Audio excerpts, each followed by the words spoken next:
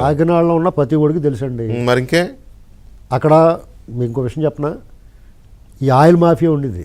Oil mafia కూడా diesel mafia వీళ్ళే చేసేవారు. నాగిరెడ్డి ఒక ఎస్పీ ఉండేవాడు అక్కడ. మొత్తం వీళ్ళ అందరు కుమ్మేసుకోమని చెప్పాడు. ఇప్పుడు అంతే. ఇప్పుడు ఇందాక మీరు జైలులో రాజభోగాల గురించి చెప్పారు, వెంకటరెడ్డి గురించి. ఖచ్చితంగా శని ఆదివారాలు వదిలేస్తారు కూడా ఇంటికి అతను. చూసుకోండి కావాలి మీరు అక్కడ నిఘా పెట్టండి మీ వాళ్ళు. అలా అనిపిస్తుంది కూడా. అలాగే మీ విలేకరులు అక్కడ పెట్టండి.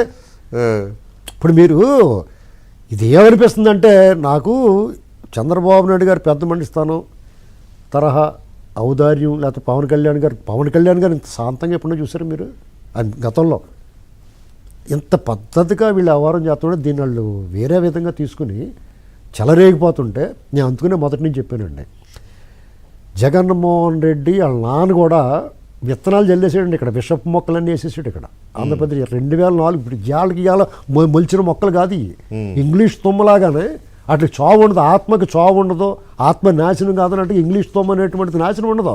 ఆ చుట్టుపక్కల భూగర్భ జలాలు అంతా పీల్చేస్తాయి. అలాంటి విత్తనం వేసాడు 2004లో.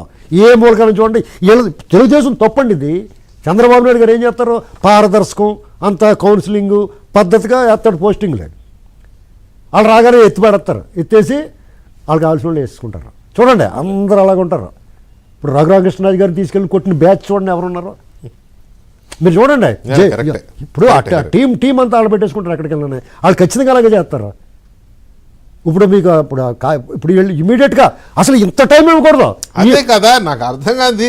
ఇంత పెద్ద స్కామ్, ఇంత పెద్ద స్మగ్లింగ్ గ్యాంగ్, పైగా పోర్టుల్లో సీ పోర్ట్స్ ద్వారానే పెద్ద మాఫియాలు నడుస్తున్నాయని మనకి అప్పుడు డ్రగ్స్ గుజరాత్ పోర్ట్ నుంచి వచ్చిన విషయంలో కానీ, లేదా కాకినాడ పోర్ట్ నుంచి వెళ్తున్నాయని కానీ, గంజాయి కానీ ఇటువంటివన్నీ ఉన్నాయని తెలిసినప్పుడు ఒక్క విషయం అండి, ఇన్ని రోజులు ఎలాగా దీన్ని చూస్తూ దీనికి పరిష్కారం ఏంటి తెలుసండి? వాళ్ళ ఆర్థిక మూలాలు ఎవరైతే అధికారులు ఎవరైతే చెలరేగిపోయారో, మంత్రులుగా చేసిన వాళ్ళు కానీ, ఎమ్మెల్యేగా చేసిన వాళ్ళు కానీ, పార్టీలు మారిపోతే కూడా ఉపేక్షించకూడదు. వాళ్ళు పార్టీలు మారిపోతే అక్కడ దొంగతనాలు చేసి అరాచకాలు చేసేసి గబక్కన గోడ నుంచి కాళ్ళు ఇటేపు వేసి కూర్చున్నారు, ఇటేపు దూకెత్తున్నారు. అయినా సరే వదిలిపెట్టకూడదు. ఇక్కడ వీళ్ళు గమనించాల్సింది ఏంటంటే, ఇప్పుడు ఎంత పద్ధతి అయినప్పుడు తెలుగుదేశం పార్టీని లేకపోతే కూటమి ప్రభుత్వాన్ని ఎందుకు అనుకున్నారంటే ప్రజలు, చంద్రబాబు నాయుడు గారిని చూశారు. ఆయన అయితే మనం భద్రంగా ఉంటాం, పవన్ కళ్యాణ్ గారు ఉన్నాడు, ఆయన నిజాయితీగా ఉంటాడు, ₹1 ఆయన జేబులోంచి పెడతాడు.